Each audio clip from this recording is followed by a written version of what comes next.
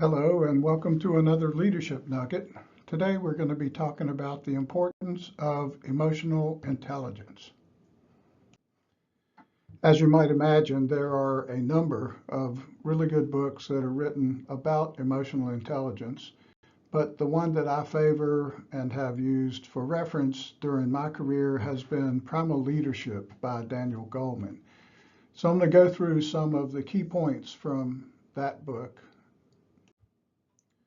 I'll start by telling you that I found all these key points to be true in my career. As a matter of fact, I've often wished I had read this book a lot earlier, but the real secret is that the leader sets the emotional tone for the entire organization. And it is something that has to be organic, it has to be natural, and if it is, it can be contagious. And it's not about telling people to do something, it's about showing them how you want them to react within the organization.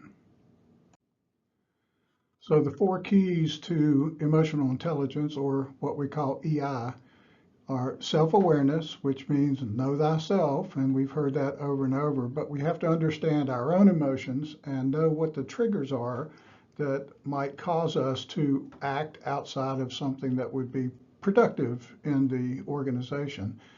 Self-management means just that. It means watching out for impulses that might create a scenario that others might deem as reactive. We have to be socially aware of others' feelings. We have to understand, how what we say and what we do might affect others. And sometimes that's very cultural, and it takes time and effort to be good at that. And then relationship management. Of course, if you've heard any of my stuff, you know that my personal philosophy is principle-centered, relationship-oriented, and then outcome-driven. But relationships are how things happen. That's how outcomes are produced. It's how the organization functions. So being able to inspire and influence others around you is a real key when it comes to emotional intelligence. So Goldman talks about various leadership styles, and of course there are many books that talk about all kinds of leadership styles, but the ones we're going to talk about today, first is visionary. And I think visionary has to do a lot with creating a compelling purpose for the organization and sharing that purpose so that it inspires people. Coaching talks about really focusing on personal development. This goes back to Jim Collins, Good to Great, talking about you get the right people on the bus, but then you get them in the right seat. And if in my organization, if people have the right attitude and drive and desire and are principle centered, we would work with them to find a good place for them where they can be coached and they can be successful. Affiliative is a word that I really hadn't been familiar with until I had read this book, but it really talks about the importance of prioritizing relationships and harmony within the organization. Obviously, policy, procedure, outcomes are important, but part of the way you get there is to make sure that you have those strong relationships within the organization and people are compelled to be with you on this journey. Three more leadership styles that are highlighted in the book are democratic, which is the art of encouraging participation and collaboration when it comes to decision making and change management. The one that they call pace setting is about setting high standards and holding people accountable to those standards. The book talks about that can be important, but it should be used sparingly, should not be your primary driver. And then commanding. So in my career, I was a high I on the DISC scale.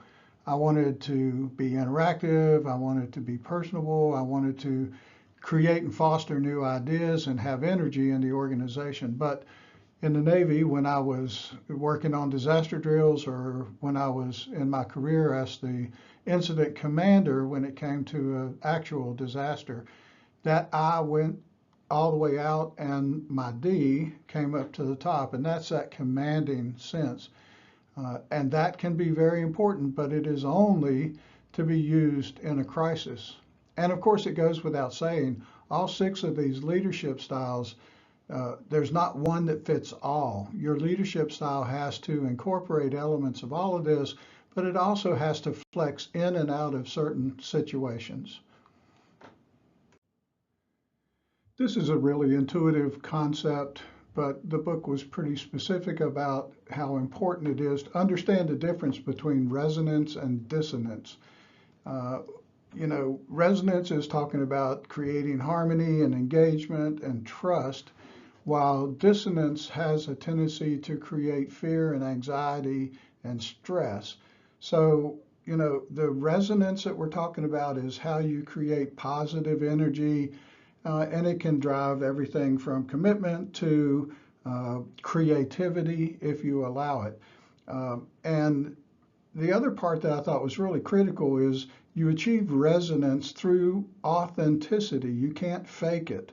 You have to be that person. You have to be, and you have to be that person when you're out of the office, walking down the hall, in any of your interactions with team members. It's just that important. In leadership, we often start by teaching what the great man theory was years and years ago, centuries ago. The thought was that you were either born to be a leader or you weren't, that it wasn't something that you could learn. And of course, that is completely false, and we've proven that over the years.